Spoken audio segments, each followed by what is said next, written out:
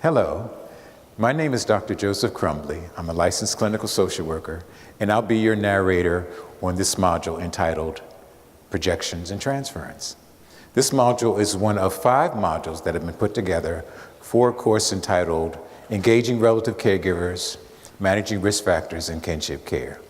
You're about to see a clip of me doing training with professionals addressing several issues in kinship care. The first will be, what are the cues and sources of projection and transference experienced by caregivers? What are the goals, approaches, and scripts you might be able to use with caregivers in helping them manage their projections and transference? And number 3, what are the differences in projection and transference between kinship caregivers and non-relative foster parents and adoptive parents? And there are 2 questions that I'd like you and the viewing audience to ask as well. The first one is, how does projection and transference impact a relative caregiver's ability to provide permanency, safety, and protection? And the second question is, what goals and approaches will be useful in your practice with relative caregivers? So please sit back, relax, and I'll rejoin you at the conclusion of this video clip so we can summarize the training. Thank you. Projection and transference. I'd like you to be part of this experiential situation. I'd like you to think about a child in your family. I'd like you to now think about who that child reminds you of. I'd now like you to think about how is that child similar to the person that they remind you of. I want you to now think about how you feel about that person that they remind you of. And now I want you to think about how you feel about that child. Now, tell me how you feel about the child. Manipulative. Protective. Loved. Angry. Warmth. Nervous. Scared. Admiration. Okay. Guilty. Intelligent. Conniving. Happy. Talented. Unequipped. Creative. Sad. Okay. What you just did and what you just went through is what relative caregivers go through when they look at the children in their care. They see a child, that child reminds them of someone in the family. They then think about how that child is similar to that member of the family. That then triggers how they feel about that family member and eventually impacts how they feel about who? The child.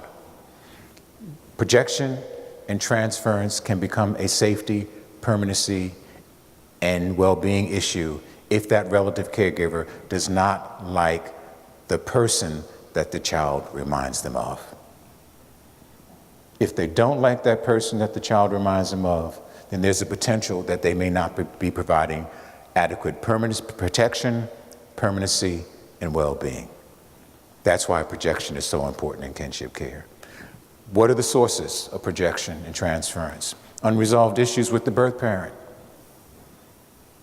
Difficult perceiving the child as separate from the birth parents. They're looking at the birth parents as an extension, looking at the child as an extension of the birth parent. Anticipating and being fearful of the child repeating the same mistakes as the birth parents. Another source of fear is feeling unable to cope with the interruption and the repetition of this birth parent's behavior. Am I going to be able to make a difference? Can I cope with it happening all over again? Unresolved personal issues about the choices and mistakes and behaviors transferred to the child. That has nothing to do with birth parents. It has to do with, am I going to see myself in this child? And is this child going to repeat the mistakes that I made growing up? And then difficulties knowing the difference between what are developmental issues from what's genetics. What's your developmental issues from DNA? What's the developmental issues from the child being like the birth parents? Trying to make that distinction. Here are the cues to let you know they might be dealing with projection and transference. You're just like your mom. just like your dad. Your dad hurt me and embarrassed the family the same way you are and will. You're already projecting that the child is going to do it in advance. This is a script that's specific to aunts and uncles. I'm not going to let you put me through what your mom put your parents through, my parents through, and before I do, I may hurt you, I may put you out. So it's the threat, not just the thought, but it's the threat. Another cue, I'm not going to put up with you the same way I did with your dad. That could be an aunt or uncle or grandparent saying that. And before I do, here's the threat. That lets you know that there might be a red flag. I'm not going to make the same mistakes with you that I made in my life and with your parents. Now the source is becoming intergenerational. They're thinking about what they didn't do with the birth parents as well as what they did with themselves, and not being transferred to that child. And the last one is not being sure. Don't say anything, don't say another word. You're about to lie like your dad did when he was a teenager. They're already projecting what this child is going to do it before the child does it. So what do we do? What are our goals? Number one, helping relative caregivers avoid recreating the monster and the self-fulfilling prophecy. Number two, feeling unable to interrupt cycles and influence the child's behavior. Can I make a difference? Is the question. Number three, being able to provide the child the skills and the opportunities and the resources to make choices different from the birth parents. And that becomes important because you just can't say to the child, change, don't be like mom and dad. How do I do it? How do you help them do that? And that's what that's all about, providing the resources and opportunities. Encourage the child to develop their own personality. You may not be able to choose your parents, but you can certainly choose what choices you make. That's what you want the children to become aware of, and that's what you want them to be thinking of when they're developing their own personalities. Highlight the positive aspects of those parents for the children, because we know they're going to model. You know they're going to make that attachment. You know they're going to identify with that birth parent. And then protect the child from conversations about the birth parent resulting from your unresolved issues. For that relative caregiver, you can't belittle. You can't put mom and dad down. You've got to look at what your issues are and separate that from the child. And lastly, not using the child's behavior as an excuse for not having to make change. He's the problem, she's the problem, fix them. And if they're the problem, then I don't have to look at what I need to do differently. That's called scapegoating. So what do you do? How do you do that? Avoiding the relative caregivers from recreating the monster.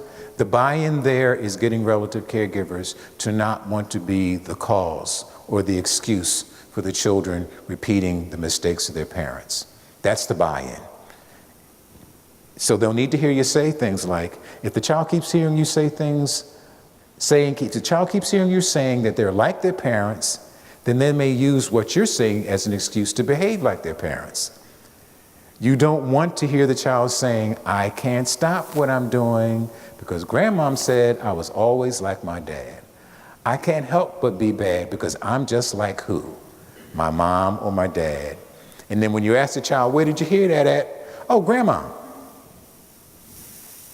Interrupting cycles. The buy-in for relative caregiver is feeling as though they can make a difference. That's the buy-in. You can make a difference.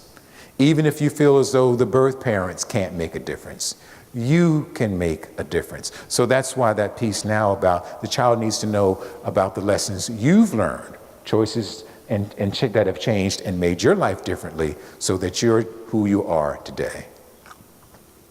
The child's going to need to know what changes that their parents are trying to make. Even if the parents fail, can't get through rehab, it's knowing that the parents are trying. That becomes the issue there. And then providing the opportunities, skills, and resources that will provide the child the tools and equipment so that they can do things differently. And then these last two, here we're talking about changing legacies, interrupting cycles.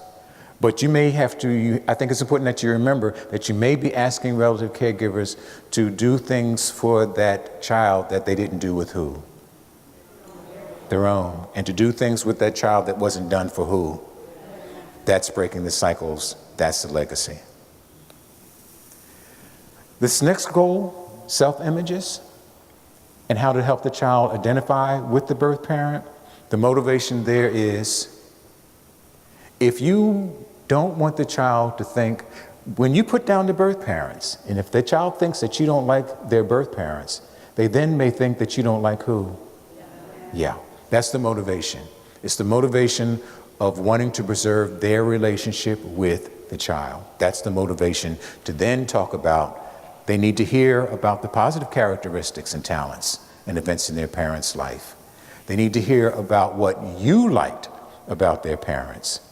They need to hear about what were the potential talents that were similar to the parents that they now have. And they need to hear how they can use those talents to be different from their birth parents. But it all starts from that relative caregiver being concerned about being able to make that child feel that you like them and not take the chance of the child feeling as though, well, if you don't like my mom, then you may not like me. And consequently, it interrupts their relationship. Avoid the child triangulating. Now, there are three things relative caregivers need to do in order for that to happen. They have to give the children permission to love and be loyal to the birth parent. They have to make the children feel safe and to know that they're not going to lose the relative caregiver if they do that. And then they also need to have examples of how to love, how to recognize. Now, the problem with that is you've got to be able to do those three things when a relative caregiver doesn't like who? The birth parent, right? Yeah, that's the part.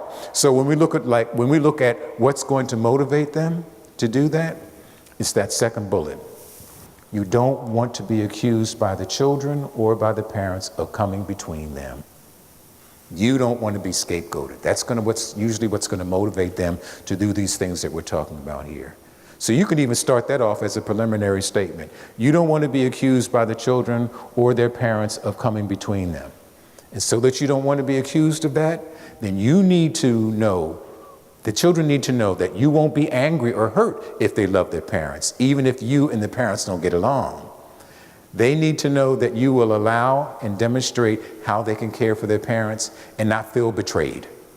That's making the children safe, and it keeps them from not feeling triangulated. So, let's look at implications for practice. When we look at relative caregivers, what's important to understand is that they have a pre-existing relationship with who?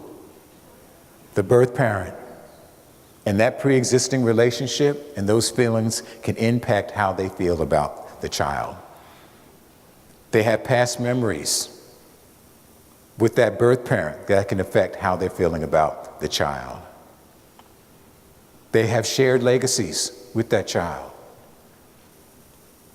that have to do with incarceration or drugs and alcohol or domestic violence or going to college or becoming educated or becoming professionals. It's a shared legacy. For a non-relative caregiver, there's no pre-existing relationship, so there's no pre-existing memories. For non-relative caregivers, there's no past memories that get carried over because there was no interaction. And there's no shared legacies. They may have similar legacies with that child, but they don't share it with that child because they don't share anything with who? The birth parents. Exactly. So here's your work. You need to assess with relative caregivers what about that child they like and dislike. You need to assess with those relative caregivers who that child reminds them of. And you need to assess with the caregivers how that's going to impact their ability to protect and care for the child. So you're going to have to ask assessment questions that are real direct. Who's that child remind you of? Do you like who that child reminds you of? Do you have any concerns about this child being similar and like that birth parent? And if the child turns out like the birth parent, are you still going to do what? Keep them. That's the ultimate question. But you still keep them if they turn out like mom and dad. So you use your assessment questions to do that. You then have to work with that relative caregiver to understand why they're projecting. Why are they not liking that child? What about their feelings of that birth parent makes them not like the child? And more importantly, how does the child trigger their feelings about that birth parent. And how does that child trigger and impact their ability to provide permanency, protection, and well-being?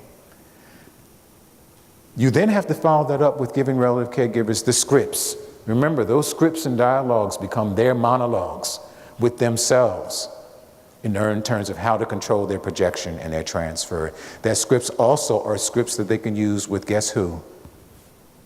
The child. So providing the scripts, doing the assessments, making them aware of what's triggering them and then how to manage and control it, that's safety, permanency, and projection in kinship care. Okay, well, thank you so much. I'd like to thank Annie E. Casey for allowing me this opportunity to present, and I'd like to thank you for coming out to being part of this training. Hello, welcome back. Let's summarize the training in the video that you just saw. Our first question that we tried to address in the training was, what are the cues and sources of projection and transference experienced by the relative caregivers? Those sources may be unresolved issues that they have with the birth parents that they're now carrying over to the child. Another source is not feeling as though that they can make a difference in the fear of repeating those same mistakes that they did with the birth parent, now that they're going to do with the child. Another source of the projection might be the fact that they may be influencing the child because of who they are, and that they might be repeating the same mistakes with that child that have nothing to do with the birth parents. Another source of projection and transference may have to do with the fact that the relative caregiver may be feeling as though I can't make a difference or I can't cope. They're saying to themselves, oh no, not again. A second time around, I can't handle it. So it's those kinds of issues that can result in having those issues of projection. The cues you want to listen for are, you're just like your mom, you're just like your dad. I'm not going to let you put me through what I saw you put my mother through. I'm not going to let you put me through what I went through with your mom. And before I do, I will. So it's when you hear those kind of statements, and then when you hear the threat, and you're not sure if the threat's going to be physical, emotional, you've got an at-risk situation at your hands. So what are your goals? Helping relative caregivers not recreate the monster by saying to the child over and over again, you're like who? Your mom, your dad. That becomes a self-fulfilling prophecy, and if the children hear it long enough and over and over again, then they do act it out. Getting the relative caregivers to feel as though they can make a difference, that they can change things for that child, that they can make an impact, and being comfortable using their experiences, even if they can't relate to mom and dad, what things have changed your life and have made things different for you. So getting relative caregivers to avoid scapegoating the child by saying that the child's the problem so that they don't have to address the need to change. It's getting relative caregivers to look at how they're now going to raise these children from the way they raised their own and from the way they were raised. Your scripts are important. The children need to know how you feel about the birth parent. They need to know how you feel about them. And you have to make sure that the children know that I will still love you even if you love who? Your family. I will still be here for you even if you connect with them. I won't leave you and feel betrayed if you're connected with the parents. And then showing them how to still connect with those parents. Okay, well, on that note, I'd like to say thank you for coming. I'd like to thank Annie E. Casey for giving me this opportunity to present. And I hope this material will be useful in your practice.